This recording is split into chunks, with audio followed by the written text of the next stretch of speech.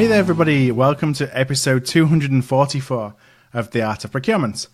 And before I share the details about today's guests, I just wanted to go into a little bit of news about our latest partnership. So we recently teamed up with iValuer. We just announced it late last week to sponsor their upcoming event series, iValuer Now, which for 2019, they've actually named Art of Procurement.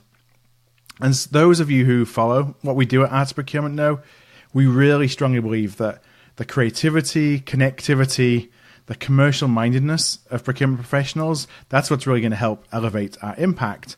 Then when we combine this with technology, it really creates something that's a lot more impactful than the sum of the parts. That for us is truly the art of procurement.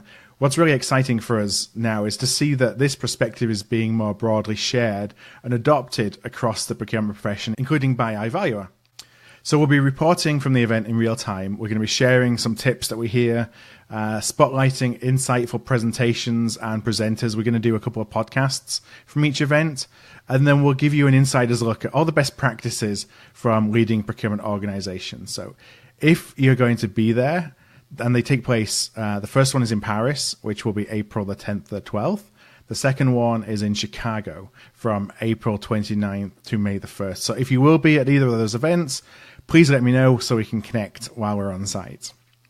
All right, let's go into today's show then. So today I'm joined by David Loseby. David is a partner at the procurement and commercial consulting firm Barker's. He is a global board of trustees member for CIPS, and he's a procurement advisor and author of a recently published book called Soft Skills for Hard Business. David spent 25 years at the senior executive and director level, driving value and change through procurement. He's been involved in a lot of organizational transformations. He's been involved in change management initiatives in both the public and private sectors. And he's been a CPO, so he's worked really at all levels of procurement. In our conversation today, we're actually going to focus on the importance of behavior and understanding behaviors for procurement professionals. So as David explains later in the episode, the importance of remembering that, while we expect others to exhibit rational behaviors, rationality is really in the eye of the beholder. So in cases where we think others are acting against their or their enterprise's best interests, it's actually likely that we either don't have access to the same information they do, that's causing that decision-making process, or perhaps they're interpreting that information differently. So getting to the root of that disconnect is the most effective way to actually address what we believe are unexpected behaviors and therefore achieve alignment. So as we go into that conversation, I start by asking David, as I always do, if he found procurement or did procurement find him? I think the answer to that question is probably a bit of both, actually, if I'm being really honest, because my earlier career, or my first career, I'll call it, was actually spent in construction and property development. Right. And within that, obviously, you get to put in place lots of contracts on every single project. And so that's something I recognize that I enjoyed as part and parcel of the role that I did as a project and contract manager. Mm-hmm.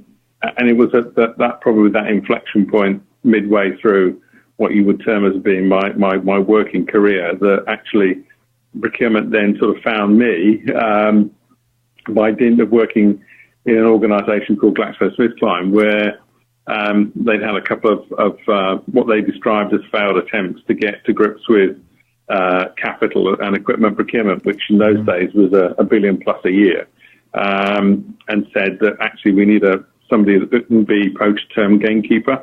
Right. And really what that meant was moving my career from out of a role which was focused on delivering and interpreting stakeholders' requirement and realizing that into live facilities, to then actually moving into procurement as a full-time role as VP and director in GlaxoSmithKline.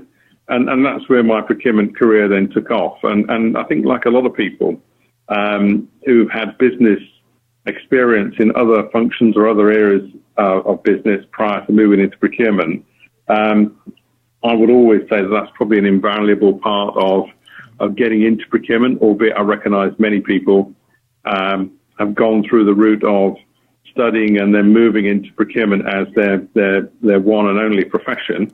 Not that there's anything wrong with that, but I certainly found that having that business context and having that business understanding, and hence the bit about procurement finding me, I think was actually true, in that the company recognised that actually having somebody who understood the market, stakeholders, and I guess the nuances and specifics related to a very complex area of procurement, such as construction and property is, was actually part and parcel of what they were missing in articulating some of the tools and techniques that came out of category management and other things like that at that time.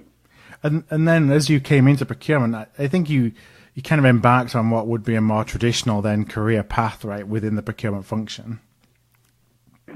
Yeah, so for me, picking up that role, I think it was interesting that, to be fair to GlaxoSmithKline, I went through the typical, category management training and various other things in terms of understanding the different ways and techniques of utilising category management. But it's something that I've always seen as being something that you need to be aware of, but something very conscious that you need to adapt and flex and be agile to in terms of responding to the different stakeholders and functional areas of the business. Yep. Because I think that's how as procurement we become successful and relevant to what we deliver in terms of value within the organisation.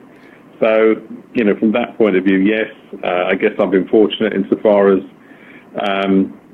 putting plenty back into the profession too, in terms of thinking about, how we can give back to other people coming through the profession over the years. Now, I know that, as we've got to know each other, it's probably been a couple of years now, that you've really been heavily involved in behavioral economics and kind of the application of behavioral economics to procurement. I just wondered if there was something, because I'd like to talk about that a little bit as we go further into our discussion, but was there something that happened that kind of triggered that interest and triggered the interest in behavioral economics as it applies to procurement? Or has this always been something that's been of interest and it was kind of the coming together of two interests? I think for me, in a sense, it's that classic light bulb moment. And I think that the recognition for me was that facts and data alone will not be sufficient in order to drive decision making within a business. And therefore, and it's interesting how I've heard different people articulate this in terms of, some describe it as being irrational decisions, some describe it as being, that wasn't rational, various ways in which people have described things. And what I got to recognizing was that actually there are other things that are actually attributing to the way in which decisions are ultimately made or landed. And it wasn't until I actually, one of those classic occasions whereby as a CPO, you get invited or you go to various conferences. And I have to confess, it was one of these occasions where you sort of begrudgingly go along thinking, I've looked at the agenda, what am I going to possibly learn from this? How am I going to benefit from this? Yep.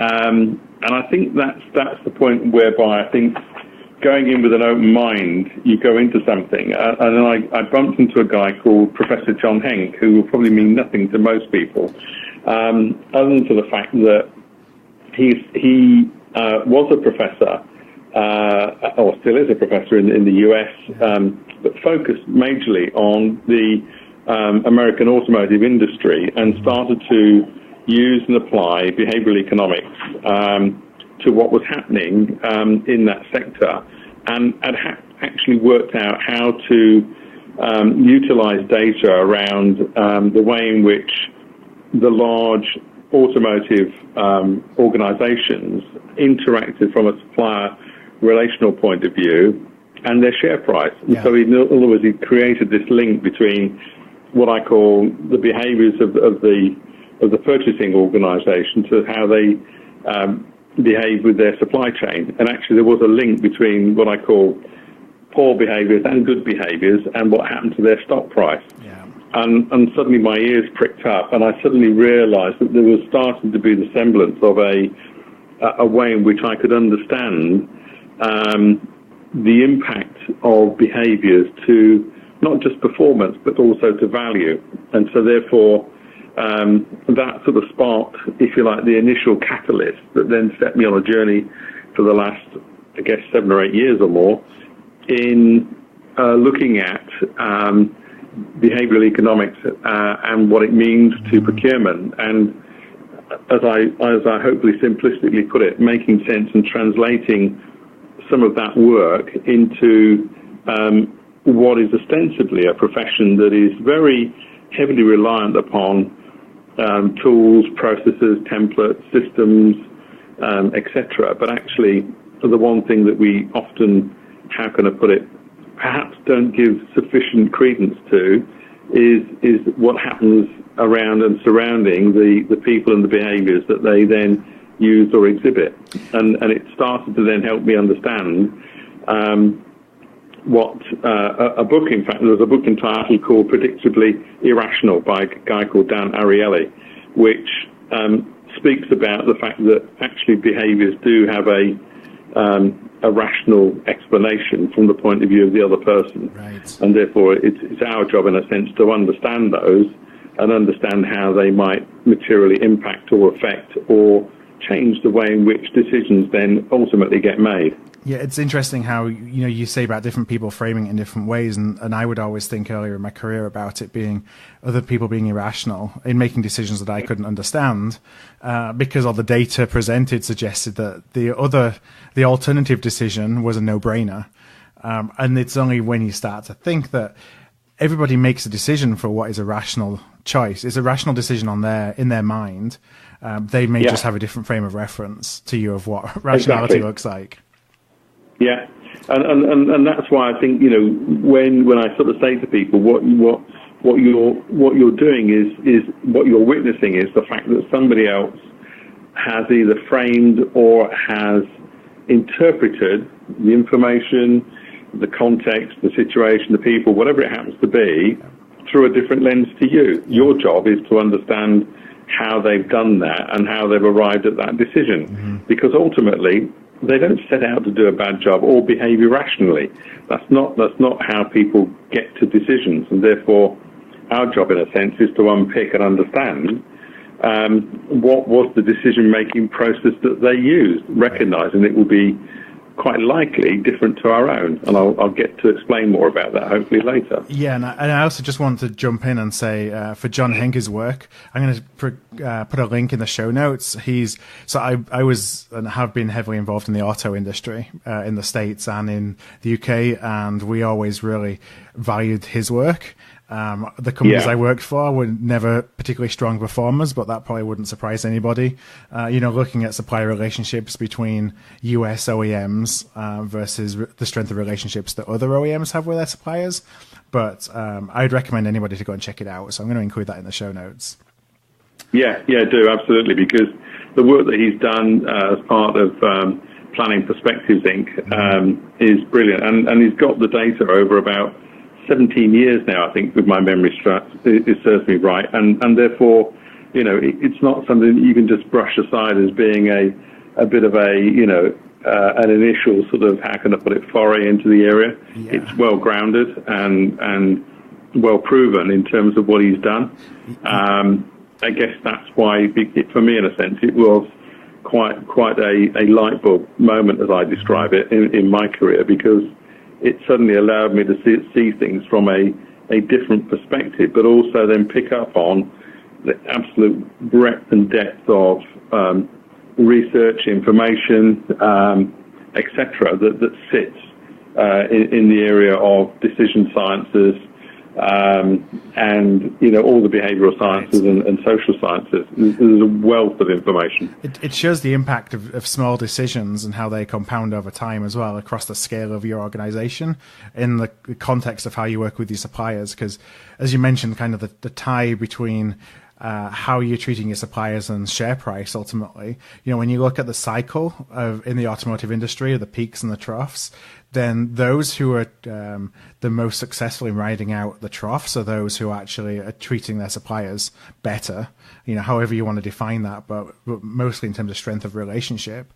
because they get the backing of their suppliers when times are tough. And if they're not treating their suppliers in that way, then, when times are tough and everyone's got to choose who they want to work with and where they invest the resources they can afford, they're always going to put it in ones that they've built that trust with. Absolutely. And again, there are many examples of that whereby you'll see people, they say, we have a supplier program in place. Well, you might have a program in place, but actually if you're not living and breathing those values and actually, how can I put it, making them come alive and building those relationships, ultimately it just becomes another wall chart or another document because it becomes totally meaningless. Yeah, and protecting those relationships when times are tough. I think that's always been the hardest thing, because that just takes away any trust that may have been built up in putting it in place. If the first sign of difficulty, you kind of abandon those principles. Absolutely, totally. I mean, it's interesting because, as I've often said to people, and I think one of my peers referenced it as well, recognize that your relationships with people in industry and within the profession will go way beyond the contract you just put in place. Mm-hmm.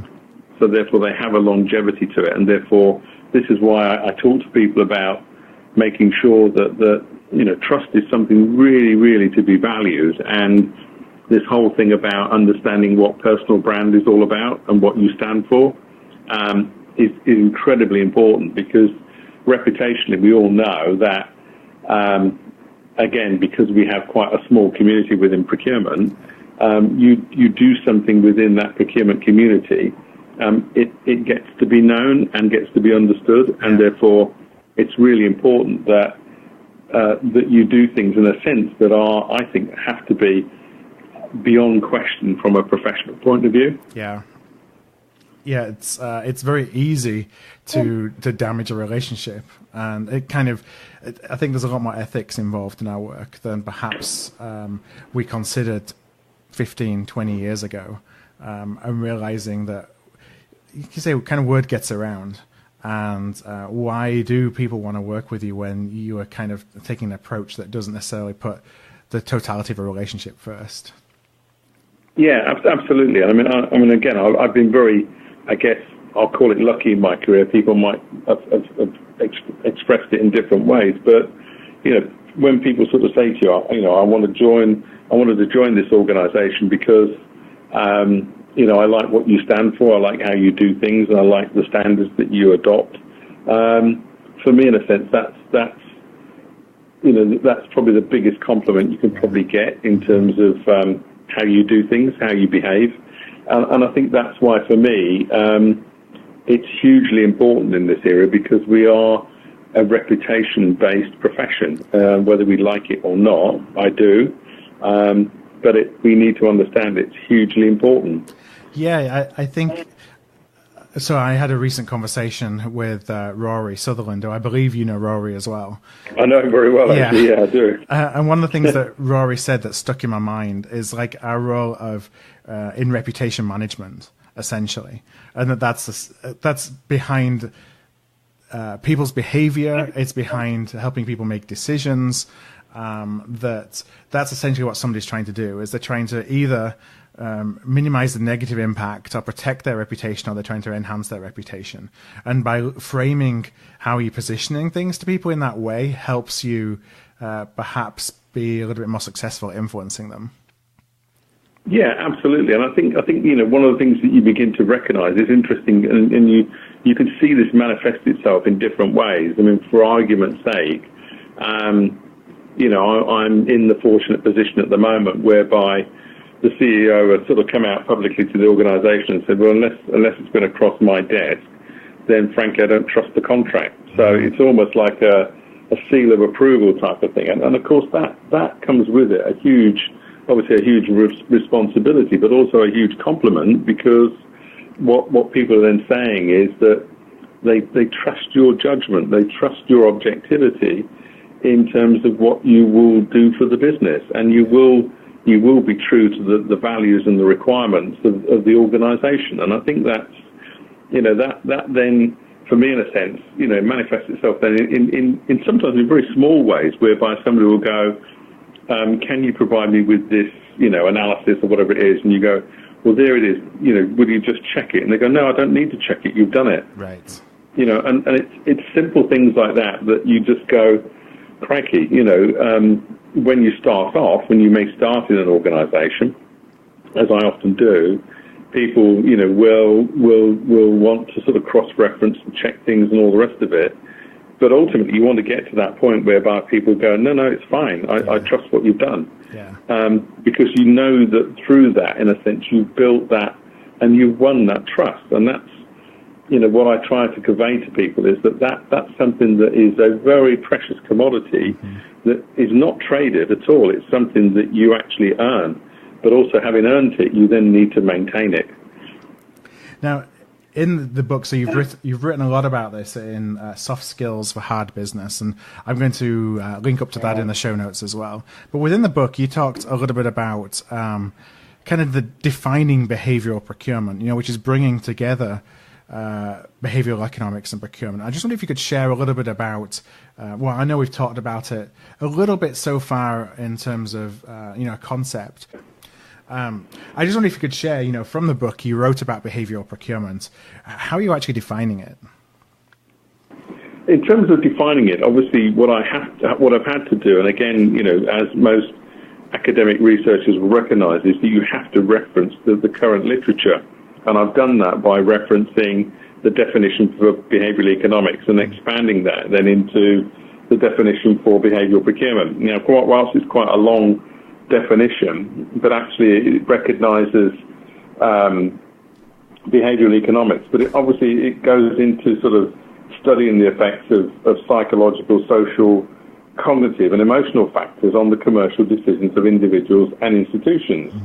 And really what it's about then is how you utilise that and the consequences of it to drive competitive advantage, innovation, which is really primarily concerned with what we call the bounds of rationality of commercial agents and factors. So there's a lot to sort of digest within that. But ultimately, what I see is that really, as I said, the contributors to behavioural procurement are effectively behavioural economics, decision sciences, social sciences, and cognitive psychology. So there are four attributes, in a sense, feeding into this that actually are, I'll call it the ways in which influence rational determinants that come out of what we call traditional economics.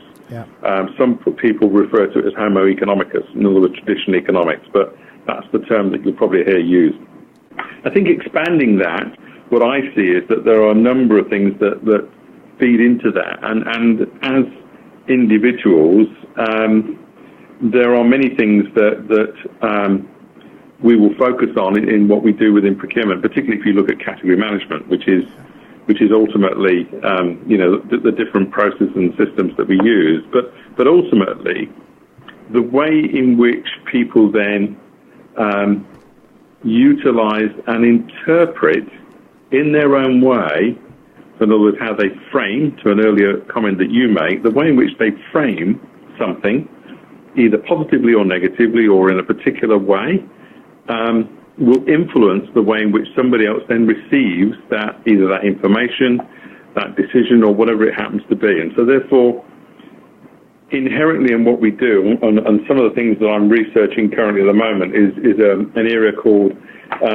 cognitive frames, which to recognize in the sense that we have different cognitive frames. And some of these come out of some of the early work that was done in behavioral science and psychology by a guy called Herbert Simon. And he came up with the term bounded rationality.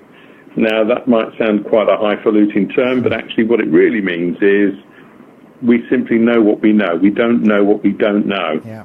So what that then means is that if we're making a decision, the decision in terms of its quality will only be as good as the experience or the information that we can apply to it. Yeah. So therefore, if we want a higher quality decision, and hence the reason why when people talk about experience, often they might be talking about a greater cognitive frame, a higher cognitive frame that somebody might be applying to that. In other words, they're applying either more information, more experience, more richness in terms of to get to a decision. And back to the point that we talked about earlier, which is, you see some decisions being made by businesses, and initially you'll look at it and go, that doesn't make sense. Yeah. But maybe what you haven't taken into account is other factors, other information or other experiences. And I think a good example of that was, for instance, in an organization where I'd been asked to look at putting in, a new expenses system. Now, what I didn't know, but I actually teased out through the process, was that actually the CFO of the time had been caught out by an audit issue that had actually given him a huge reputational problem in a prior business. But actually knowing that information and knowing full well that he was unlikely to take, therefore, a new piece of business software, and was more, how can I put it, prone to utilize more traditional, how can I put it, validated, industry standard software without really wanting to push the boundaries, because it was playing to his need, his cognitive frame that said, I need to stay with something that is industry standard, it's recognized, it's proven, it has a track record, and actually, if it costs slightly more, you know what, I don't really care, because it's my reputation that's on the line. And so therefore understanding that then helps you understand the decision-making process then that CFO is going to utilize to affect, if you like, the choice of software or systems provider, and therefore, despite the fact that another option might be much cheaper, for him, that's not really an option. It's not a decision. It's like the willingness to pay a premium to minimize the perceived risk. Correct. And recognizing that sometimes, too, that, again, back to that point of risk and perceived risk, there are many businesses, and politics is probably, or politicians are another good example, whereby they say, actually, reputationally, I want really zero risk. I mean, you could argue that we're not being very successful about that around the world at the moment. But, if you think about politicians and those that I've, if you like, in a sense, worked with over the years, then their stance typically is, I need to understand that this decision has no risks attached to it, would be probably their starting point, irrespective almost then of considering then the benefits. So if you think about the order of priority, which is I want to consider the risks first before I consider the benefits, is an interesting switch on how somebody might make a commercial decision. Is there a process or an approach that a listener can adopt to understanding and finding out what somebody's cognitive biases may be that's going to influence their decision making? I think the unlike probably procurement category management, the simple answer is no. The reality is that it's getting to understand the ways in which people have what's called heuristics and biases. So heuristics are, if you like, our experiences. And everybody, as they go through life, has a different set of experiences. So therefore, what that means is that everybody has a different set of experiences to rely upon to make decisions. So if you accept that that's unique to each person, you then recognize that we then have, as human beings, we've categorized from a behavioral sciences point of view, we've got at least 188 biases and counting, and you multiply that up by what we call the scale that you might have of the different biases that you might have from 1 to 5, for instance, and then you multiply that up then all by our personality traits, and then by our cognitive frames, in other words, our experience in different sectors, you suddenly begin to realize that actually the way in which, or the attributes that are then being played out in terms of somebody making a decision are almost tending towards infinity. And therefore, that's why there isn't a singular process that says if you adopt this process, you'll work out how somebody's going to behave or decide something. It's not as simple as that.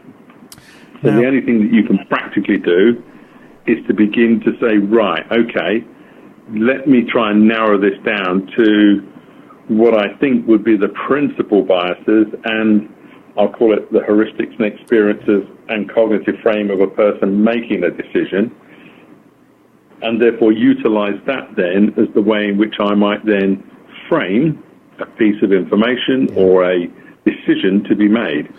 Now, does an opportunity exist for us recognizing that people's cognitive biases impact their decision making, so you're not necessarily understanding what all of those are, but actually to help the other person recognize that they have those biases, to create them coming to the conversation with more of an open mind, or to help them to come to the conversation with more of an open mind?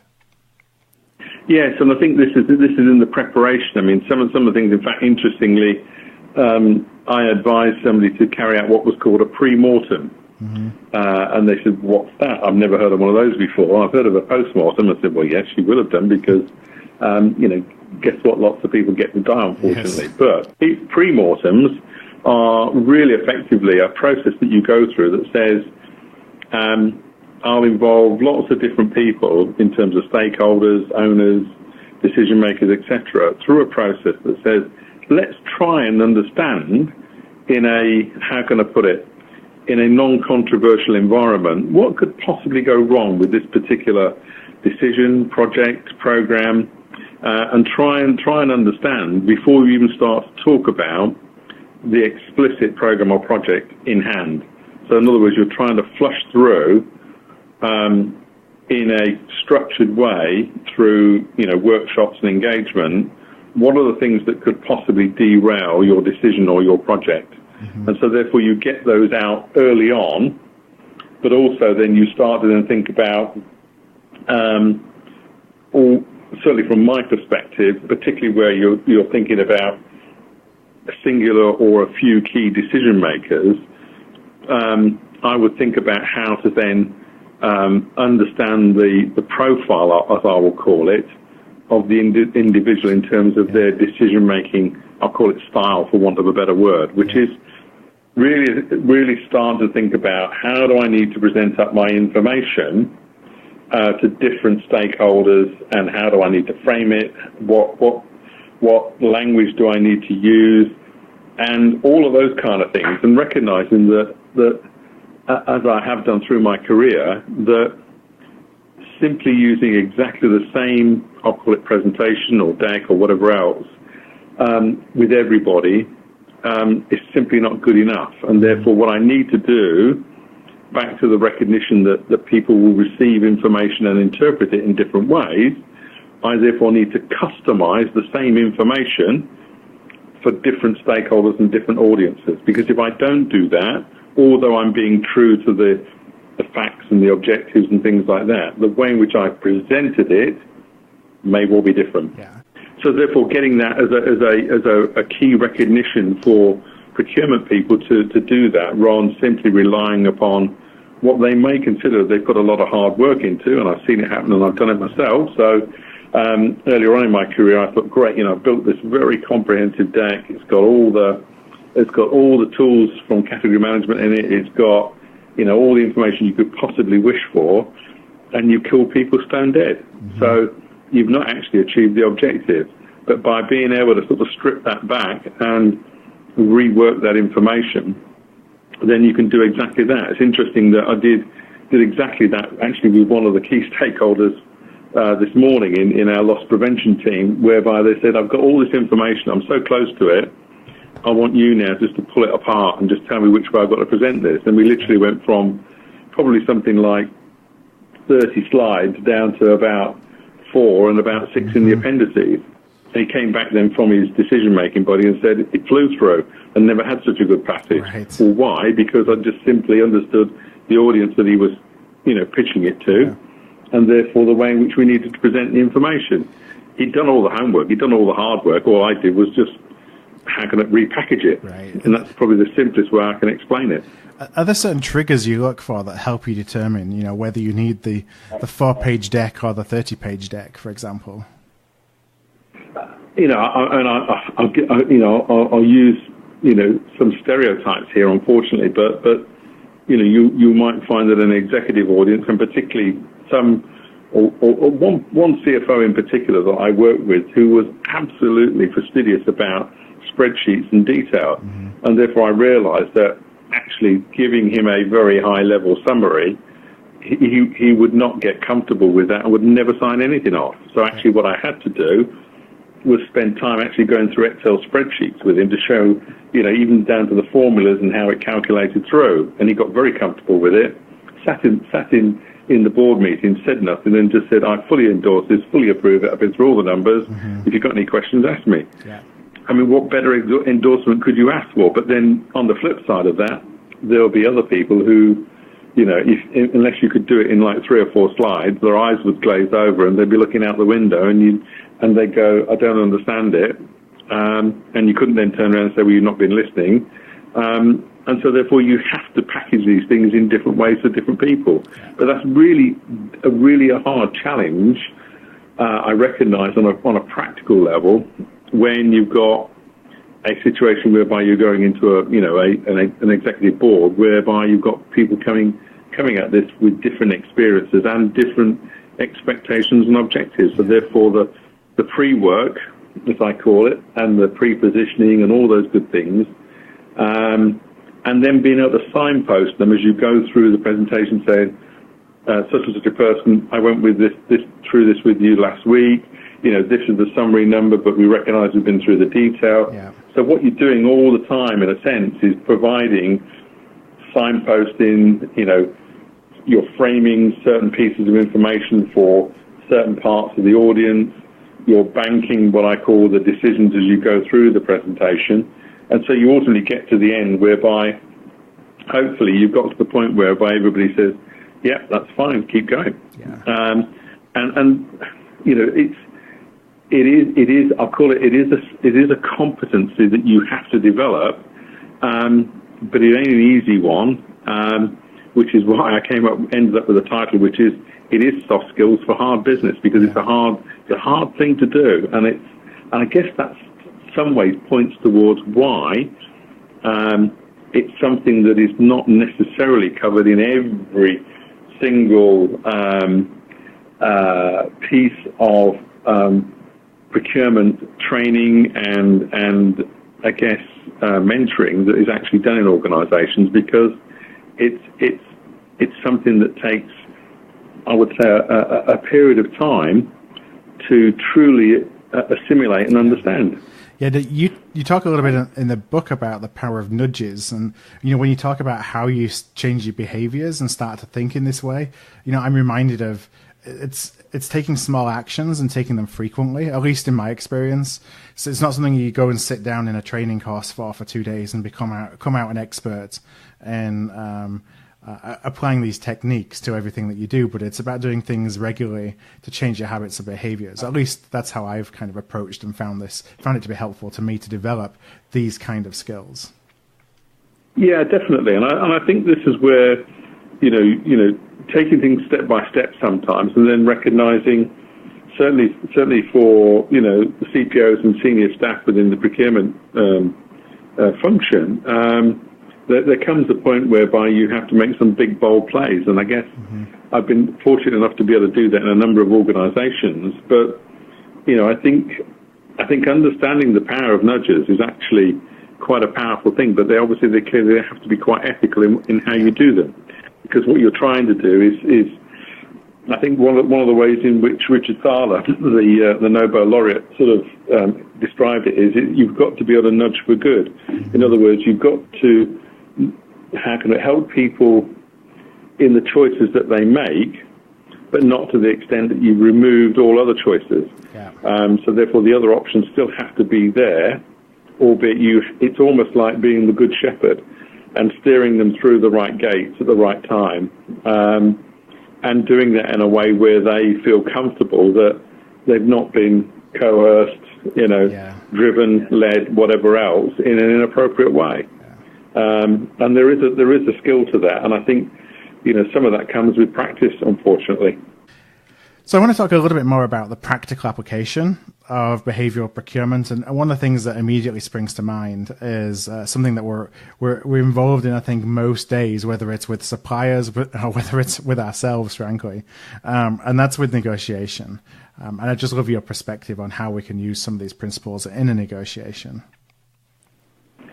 Yeah, I think there are many things that we can utilize here, and I think that it comes then down to a number of things, which is, you might say, well, communication is important in this space. You might talk about effective listening is important, and what I mean by that is checking to make sure that the other person has truly understood what you said, and that they see it and they interpret it exactly the same way as you, because obviously the last thing you want is to be at cross purposes at the end of a negotiation. So making sure that you seek that clarity. But then when you get into the negotiation, the way in which you might frame something is very important. So thinking about the way in which you might positively as opposed to negatively frame something. Yeah. One of the things that I recognized, again, through some research was actually, especially in negotiation where, and we'll often, not often, but we will invariably be in situations whereby we get to negotiate on something quite either unique, one-off, unusual, custom, whatever it happens to be. And in those sort of cases, often people will talk about, why would I want to go on the front foot and actually put my anchor on the table that says, my budget, for instance, is 100,000, whatever the denomination of currency might be, only then to find then that, surprise, surprise, the supplier comes back with their opening offer of 105,000 or 102,000 or whatever the number happens to be. And the recognition is that move, that decrement, as I call it, has been in thousands.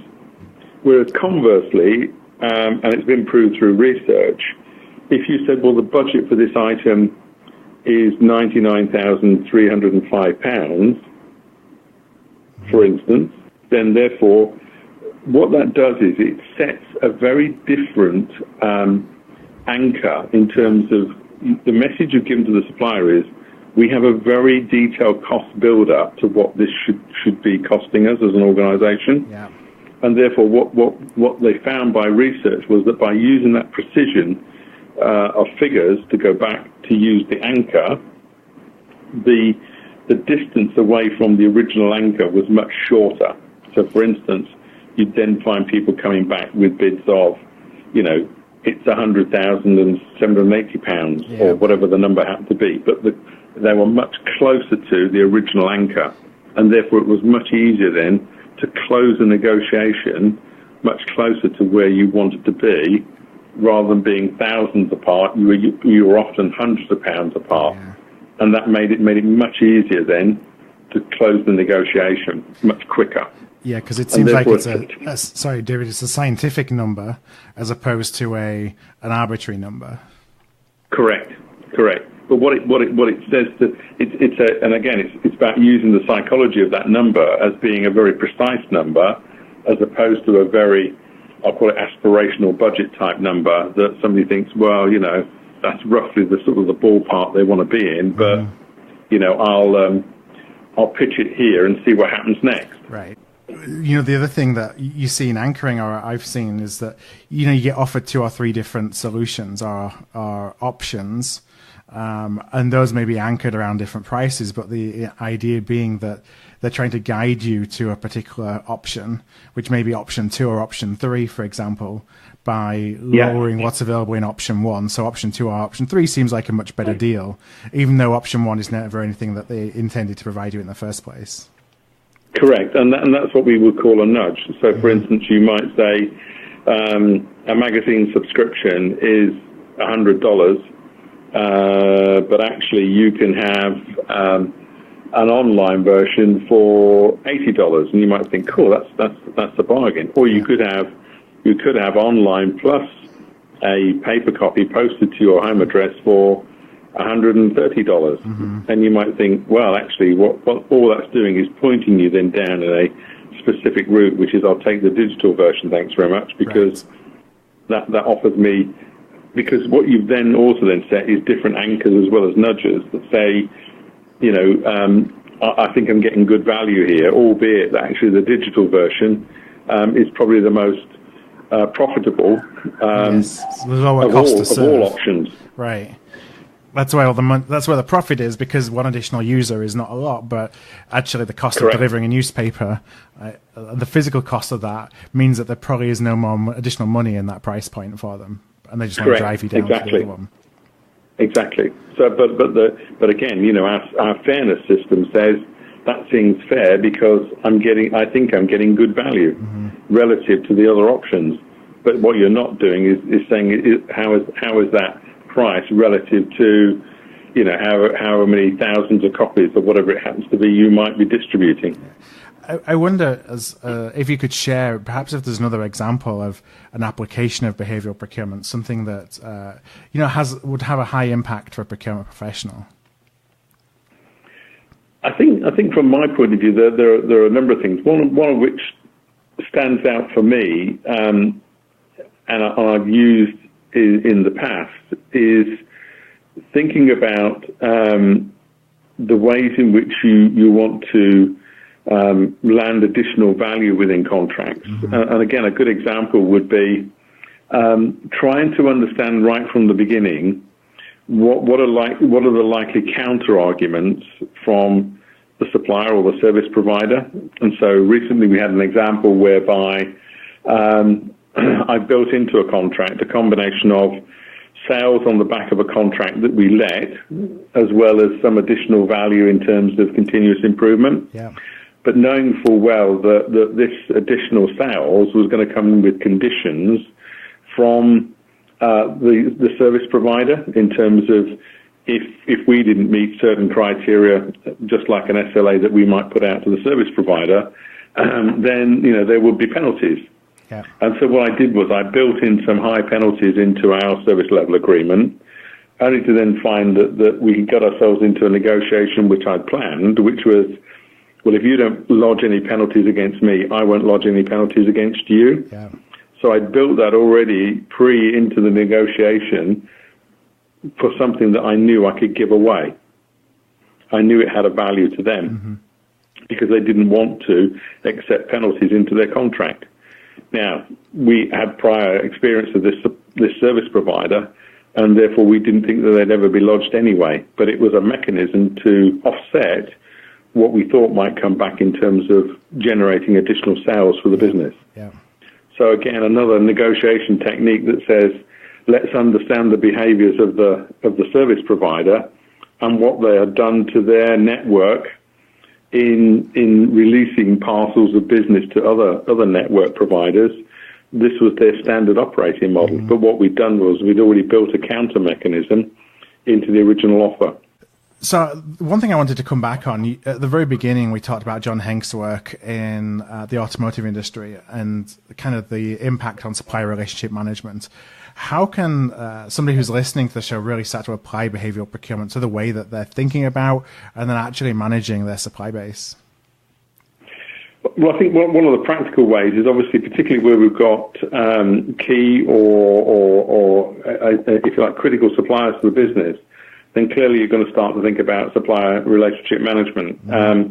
What I prefer to sort of think about is to think about relationship management and less of the supplier relationship management, because the inference there is that we're managing the supplier rather than having a two-way relationship. Yes. Can I jump in with a pet peeve? Anybody who, I know that we use this all the time, but the term vendor, it does the same in terms of signaling. It just signals to me that it's a relationship that's not that important, and it's a transactional relationship.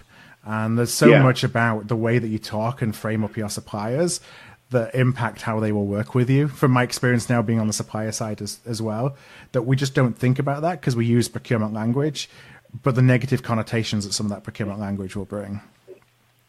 Absolutely. So I think for me, you're quite right. I think this is where, again, thinking about the language, how it will be interpreted by the other party, and so being, I'll call it, cognitively aware of what the impact of language that we might use is critically important, and that's why for me, I created, a seventh pillar, if you like, to the relationship management sort of, I'll call it strands. I mean, many people from PwC to State of Flux and others have set those out and stayed with them. But for me, there are other indicators like trust and the cognitive diversity and the whole sort of understanding of the PDIs, the power distance index between you and the person that you or the company that you're working with to deliver a service or a product or whatever it happens to be. And often not, we rely hugely upon the supply chain to deliver in, innovation, critical thinking, all sorts of things, additional value, and therefore the language that we might use has to be chosen carefully and not to imply that they are secondary, subsidiary, or whatever else the relationship, but actually an equal partner. Yeah.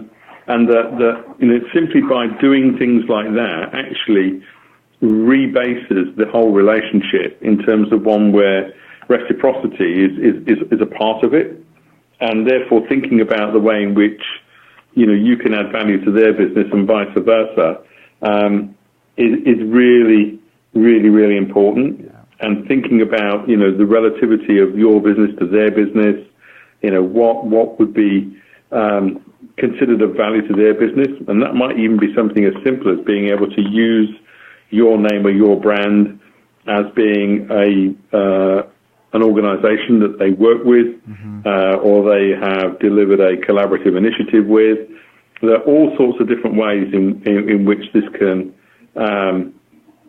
manifest itself. And interestingly, there are a number of reports that talk about half the value is achieved post-contract signature. Yeah.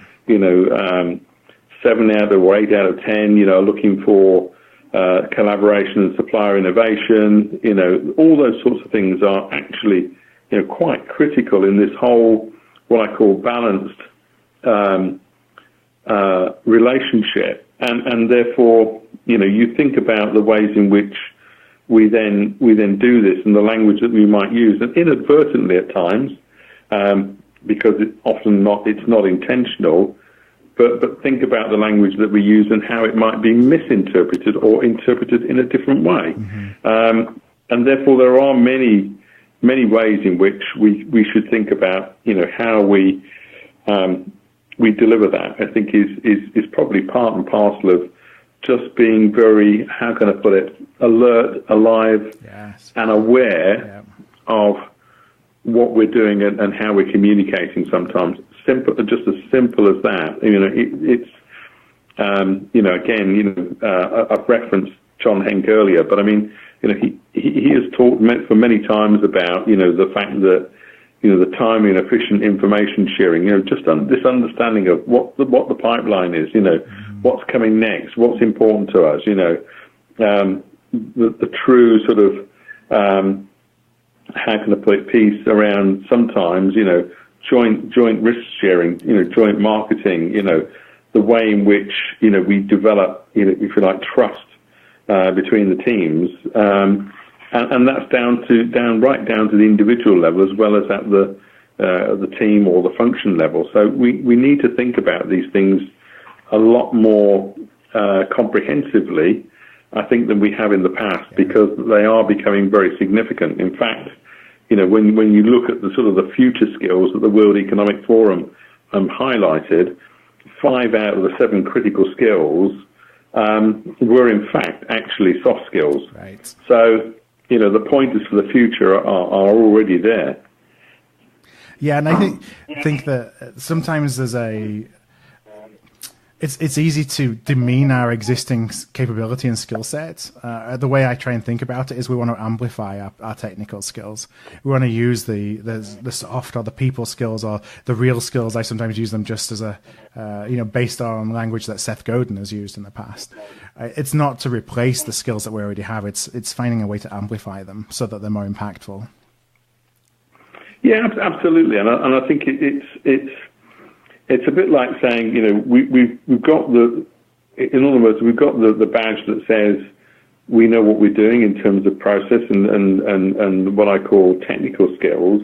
Actually, it's a bit like for me, that's a bit like the classic driving license analogy, whereby you get a license to practice, but then after that, it's about the skill and the competency that you then develop as an experienced driver, and that's what you get judged on.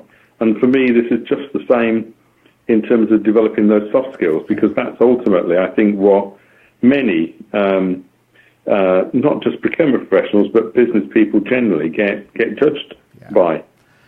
Well, I know it's about time. I have to wrap up, unfortunately, but I would love to give listeners who have enjoyed the conversation, who are kind of interested, intrigued about behavioral procurement, or recognize that it's something they need to invest a little bit more time in and perhaps they're not sure where to start.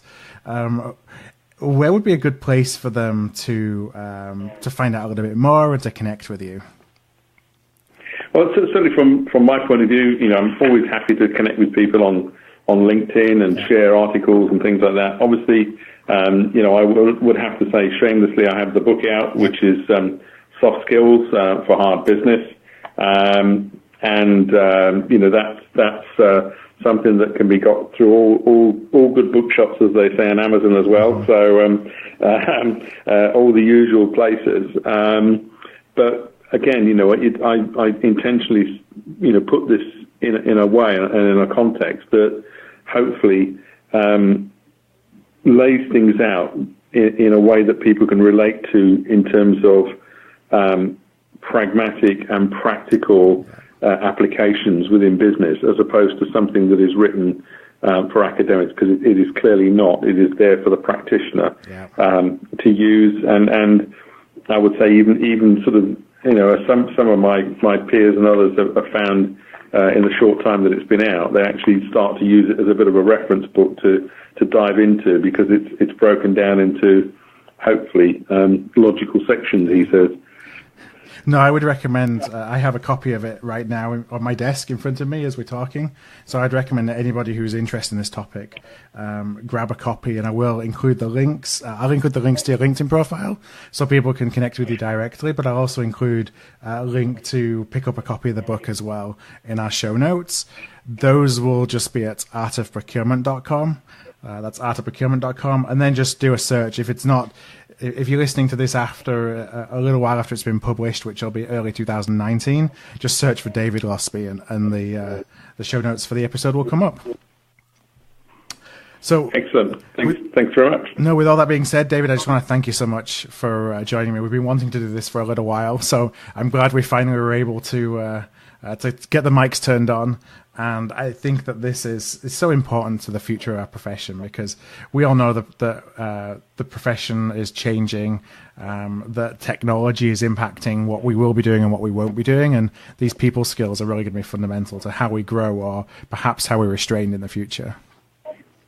Absolutely. I think more and more I'm hearing from the talent guys and CPOs that this is the differentiator between the top talent and those that are the how can I put it, in the middle, and it is so critical that any time invested in this, I would say, is good time. Yeah, no, I agree. Well, David, thank you so much for joining me today, and hopefully we'll talk again soon. Hi there, I want to thank you for tuning in to today's podcast. You can check out all of our back catalogue at artofprocurement.com/podcast, where you can also subscribe to our newsletter to make sure that you never miss an episode. And if you found value in today's show, I'd love if you would tell a peer, or perhaps go and rate and review by going to artofprocurement.com/review. Word of mouth really is the best way to help the podcast grow, and if you're able to do either one of those things, I would truly appreciate it.